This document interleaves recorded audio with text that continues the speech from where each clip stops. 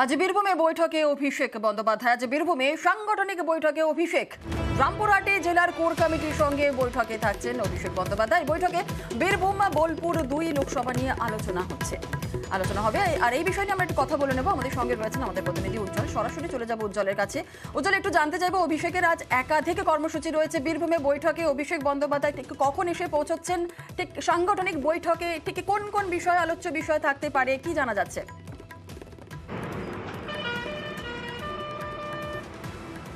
দেখো, যেরকম তুমি বললে যে সাংগঠনিক বৈঠক হবে এবং যে লোকসভা নির্বাচন আসছে এবং সেই লোকসভা নির্বাচনের যে প্রস্তুতি, সেই প্রস্তুতি অবশ্যই খতিয়ে দেখা হবে।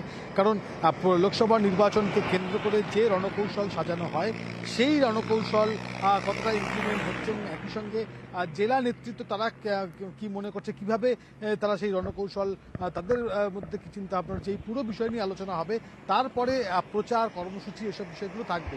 ফলত আজকে অভিষেক বন্দ্যোপাধ্যায় আসছেন এবং অবশ্যই জেলার যে নেতৃত্ব, সেই নেতৃত্বের সঙ্গে বৈঠক করবেন। বৈঠক করার পাশাপাশি যে 2 লোকসভা নির্বাচন, বোলপুর এবং বীরভূম, এই 2 লোকসভা আসন নিয়ে কিন্তু বিস্তারিত আলোচনা হবে। ফলত মূলত যেটা বলা যায় যে লোকসভা নির্বাচন পাখির চোখ এবং সেই লোকসভা নির্বাচনকে সামনে রেখে প্রত্যেকটি বিষয়ে নিয়ে আলোচনা হবে, চুলচেরা বিশ্লেষণ হবে এবং পরবর্তী যে পদক্ষেপ, সেই পদক্ষেপ কী হবে তাই নিয়ে মূলত আলোচনা হবে। বেশ, ধন্যবাদ উজ্জ্বল।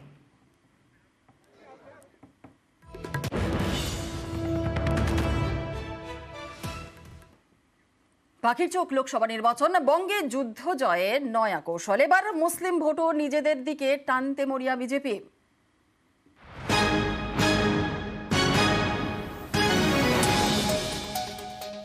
দেখুন, সংখ্যালঘু সম্প্রদায়, বিশেষত পশ্চিমবঙ্গের মুসলিম সম্প্রদায় বুঝতে পেরেছে যে তাদেরকে বোকা বানানো হয়েছে, তাদেরকে ব্যবহার করা হয়েছে। সংখ্যালঘু সম্প্রদায় এতদিন যে পরিমাণে ভোট দিত, তার থেকে অনেক বেশি পরিমাণে ভোট এবার বিজেপি। 24-এর লোকসভা ভোটের আগে কথা বলছেন বিজেপির রাজ্য সভাপতি। 21-এর বিধানসভা ভোটের আগে অবশ্য বারবার মেরুকরণের অস্ত্রে শান দিতে দেখা গেছে বিজেপিকে। কার ভরসায়? 62,000-এর ভরসায়। আর পদ্মতে জিতবে 2,13,000-এর ভরসায়। 2,13,000 কারা? জয় শ্রীরাম বলে যারা। 21-এর ভোটের ফলেই স্পষ্ট, মেরুকরণের অস্ত্রে শান দিয়ে তেমন কিছু লাভ হয়নি বঙ্গ বিজেপির। কারণ মুসলিম ভোট তৃণমূলের দিকে আরো বেশি সুসংগত হয়েছে। হিন্দু ভোটও পুরোপুরি বিজেপির দিকে যায়নি। পর্যবেক্ষকদের একাংশের মতে পদ্ম শিবির ভালোই বুঝতে পেরেছে এ রাজ্যে তৃণমূলকে হারাতে হলে তাদের মুসলিম ভোটে ভাগ বসাতেই হবে। সংখ্যালঘুরা বুঝতে পেরেছে যে আজকের দিনে বিভাজন নয়, উন্নয়নই শেষ কথা, আর উন্নয়নের নরেন্দ্র মোদীর সমর্থক, তাই তারাও আজকে বিজেপির মিছিল। পশ্চিমবঙ্গের জনসংখ্যার প্রায় 30% মুসলিম। 25%-এর বেশি মুসলিম ভোটার রয়েছেন এমন বিধানসভা আসনের সংখ্যা 146। 21-এর ভোটে এই 146টি আসনের মধ্যে তৃণমূল জেতে 131টিতে, বিজেপির ঝুলিতে যায় মাত্র 14টি, একটি পায় আইএসএফ। এই ফলেই স্পষ্ট, মুসলিম ভোটের প্রায় পুরোটাই গিয়েছে তৃণমূলের ঘরে। সেখানে এবার ভাগ বসাতে চাইছে বিজেপি। टीएमसी को घमंड है कि उसके पास एक निश्चित वोट बैंक है। इस बार मुस्लिम बहन बेटियां भी टीएमसी के गुंडा राज को उखाड़ फेंकने के लिए आगे आएगी। নিউজ 18 বাংলা। ওয়াটগঞ্জে প্রতিহিংসা থেকে খুনের অনুমান পুলিশের। নৃশংস খুনের পেছনে মোটিভ ঠিক কি ছিল জানতে চায় পুলিশ। পুরো বিষয়টা খতিয়ে দেখছে পুলিশ এবং শুধু তাই নয়, দেহের বাকি অংশ কোথায় লুকোনো রয়েছে সেটিও খতিয়ে দেখা হচ্ছে। ওয়াটগঞ্জে মহিলার দেহাংশ উদ্ধারে খুনের মামলা ইতিমধ্যেই রুজু করেছে পুলিশ। ওয়াটগঞ্জে খুনে প্রতিহিংসা, আমাদের সঙ্গে রয়েছেন আমাদের প্রতিনিধি অর্পিতা হাজরা। অর্পিতা থেকে আর একটু বিস্তারিত জানতে চাইবো যে অর্পিতা, পুলিশ ঠিক কোন কোন প্রশ্নগুলো পুলিশকে এই মুহূর্তে ভাবাচ্ছে, কারণ পুলিশ নৃশংস খুনের পিছনে মোটিভ ঠিক কি ছিল সেই বিষয়টা যেমন ভাবাচ্ছে, আর কোন কোন বিষয়গুলো ভাবাচ্ছে পুলিশকে?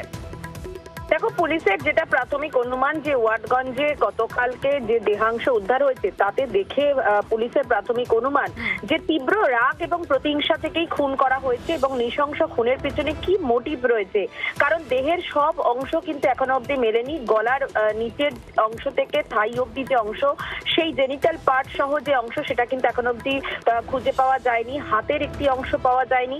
বাকি অংশগুলো কোথায় ফেলে হয়েছে সেটাও কিন্তু খতিয়ে দেখা হচ্ছে এবং প্রমাণ লোপাটের জন্যই খুনের পর, প্রথমত গলা কেটে খুনের পর দেহ এক একটা পার্ট কিন্তু আলাদা আলাদা প্লাস্টিকে ভরে ফেলা হয়েছে এবং আশপাশের যে সিসি ক্যামেরার যে ফুটেজ সেটা খতিয়ে দেখে জানার চেষ্টা চলছে যে গত কয়েকদিনে ওই এলাকায় সন্দেহজনক কেউ এসেছিল কিনা।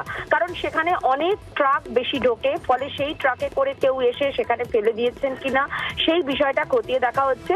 তবে যেটা পুলিশের প্রাথমিক অনুমান যে যেভাবে দেহাংশ টুকরো টুকরো করে 3টে প্লাস্টিকের মধ্যে ভরা রয়েছিল, সেক্ষেত্রে দেখে তাদের অনুমান যে এই ঘটনার পেছনে অবশ্যই রাগ এবং প্রতিহিংসা বশত এই খুন বলে মনে করা হচ্ছে। তবে তার আইডেন্টিফিকেশন, অর্থাৎ মৃতার আইডেন্টিফিকেশনের জন্য চেষ্টা চালাচ্ছে পুলিশ আধিকারিকরা। কোনো মিসিং ডায়েরি আশপাশে কোনো থানা বা কোথাও কিছু হয়েছে কিনা জেলা পুলিশকেও সতর্ক করা হয়েছে। কারণ যেহেতু এখনো দেহাংশের বাকি পার্টগুলো পাওয়া যায়নি, সেগুলো কিন্তু অ্যাসেম্বল করলে পুরো বিষয়টা বোঝা যাবে যে কিভাবে খুন করা হয়েছে। তবে প্রাথমিক অনুমান যে গলা কেটে খুন করার পরে দেহ কিন্তু এক একটা পার্ট আলাদা আলাদা করে সেখানে কেটে তারপরে প্রমাণ লোপাটের জন্য প্লাস্টিকের ব্যাগে করে ভরে দেহ ওই পরিত্যক্ত জায়গায় ফেলে রাখা হয়েছিল। ফলে পুলিশ আধিকারিকরা এখন যেটা জানার চেষ্টা করছে যে কি কারণে খুন, কারণ কি মোটিভ, সেটা জানলে পরে কে বা কারা হত্যা করেছে সেই বিষয়টা স্পষ্ট হবে। জোনেলা, ধন্যবাদ।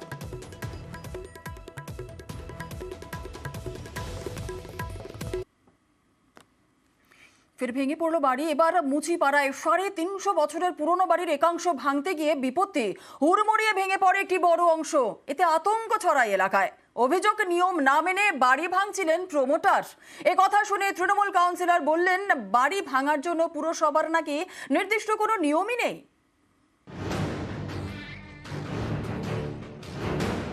বাড়ির বয়স 350 বছরেরও বেশি। কলকাতার বুকে এমনই এক শরিকি বাড়ি ভাঙতে গিয়ে বিপত্তি। মঙ্গলবার সকালে হুড়মুড়িয়ে ভেঙে পড়ে একটা বড় অংশ।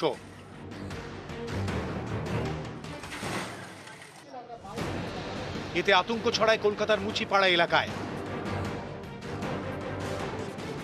প্রায় কয়েক হাজার ইট হুড়মুড় করে ভেঙে পড়ে। ধুলোয় ধুলো, বাড়িতে রান্নাবান্না হচ্ছিল, ধুলো ফুলো ঢুকে ওরা অজ্ঞান হয়ে যায়। 10 কাঠা জমির ওপর বাড়ি। পুরনো এই বাড়ির 4 শরিক। এদের অন্যতম শৈলেন পাত্র ও সৌমিত্র পাত্র। বাকি শরিকদের দাবি, এই শৈলেন এবং সৌমিত্র নিজেদের অংশ প্রমোটারদের হাতে তুলে দিয়ে অন্যত্র চলে গিয়েছেন। সেই অংশই ভাঙার কাজই সম্প্রতি শুরু করেন প্রমোটার। বাড়ির বাকি অংশে বাসিন্দা রয়েছেন। অভিযোগ, তাদের কিছু না জানিয়েই ভাঙার কাজ শুরু করে দেন প্রমোটার। এই যে বাড়িটা হচ্ছে, এরা কোনো কারোকে কিছু বলেনি, হঠাৎ দিনে রাতে কাকে দিয়ে চলে যায়। প্রমোটার যে কারোর পারমিশন নিচ্ছে না কোনোভাবে। মঙ্গলবার চলছিল বাড়ি ভাঙার কাজ। স্থানীয়দের দাবি, আচমকাই একটা বিশাল অংশ হুড়মুড়িয়ে ভেঙে পড়ে। এতেই আতঙ্ক ছড়ায় এলাকায়। প্রায় কয়েক হাজার ইট হুড়মুড় করে ভেঙে পড়ে। ধুলোয় ধুলো, বাড়িতে রান্নাবান্না হচ্ছিল, ধুলো ফুলো ঢুকে ওরা অজ্ঞান হয়ে যায়। অভিযোগ, নিয়ম না মেনেই বাড়িটি ভাঙা হচ্ছিল, আর তাতেই বিপত্তি। ভাড়া বেঁধে করবি না, বলছে ভাড়া বাঁধা এখান থেকে সম্ভব না। তাহলে এইভাবে করিস না, একটা অ্যাক্সিডেন্ট হবে। এক ওয়ালে বাড়ি, ভীষণ মিস্ত্রিগুলো ডেয়ারিং।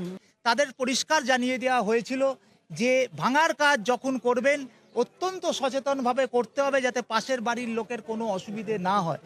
তারা হয়তো কেয়ারলেসলি করছে। ভাঙার কোনো রেগুলেটিং কিন্তু আমাদের আইনে নেই। 17ই মার্চ গার্ডেন রিচে নির্মীয়মান বাড়ি ভেঙে পড়ে বিপর্যয়। এরপর গত শনিবার বিরাটিতে নির্মীয়মান বাড়ির দেওয়াল ধসে মৃত্যু হয় এক মহিলা। এবার মুচিপাড়ায় পুরনো বাড়ির একাংশ ভাঙতে গিয়ে বিপত্তি।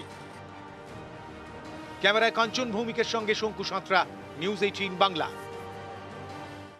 আর এদিকে বাড়ি ভাঙা নিয়ে তরজায় বিজেপি তৃণমূল।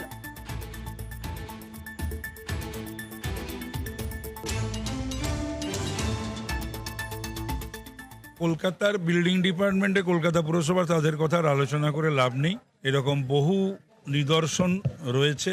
সম্প্রতি গার্ডেন রিচ কি হয়ে রয়েছে কলকাতা শহর যতগৃহ, বেশ কিছু প্রমোটার তারা একটু লাগাম ছাড়া হয়ে গেছে। যেমনটা ভাবছে তেমনটাই করছে। কলকাতা পুরসভা তাদের যদি সেই ইনফ্রাস্ট্রাকচার না থাকে, আমার মনে হয় এটা ঠিক কথা নয়। আর যদি সেটা না থাকে তাহলে কেন হয়নি? বামেদের 34 বছরের ওপর দোষ চাপাতে হবে না। নিজেরা কি করেছে, করেনি কেন? 14-5-19 বছর তো তৃণমূলের মেয়র ছিল বা আছে। আমরা 19 বছর ধরেই আমাদের সময় যে আমাদের মেয়ররা যখন ছিল বা আমি যখন আছি, যখন যা কাজ হয়েছে এই কাজ বামফ্রন্টের সময় হয়নি। আর দ্বিতীয়ত বউবাজারের এটা তো প্ল্যান স্যাংশন বাড়ি, তারপর ওরা ডেমলিশ করছিল। ডেমলিশিংয়ে আমাদের খুব একটা কিছু করা যায় না। এখন তাপসদা নতুন ওখানে গেছেন ইডির ভয়ে, গিয়ে ওখানে ভজনা করতে হবে তাই উনি করছেন। উনিও ভালো করে জানেন, আমাদের সাথে সেই দিন পর্যন্ত ছিলেন, উনি জানেন যে আমরা কত কি করেছি না করেছি।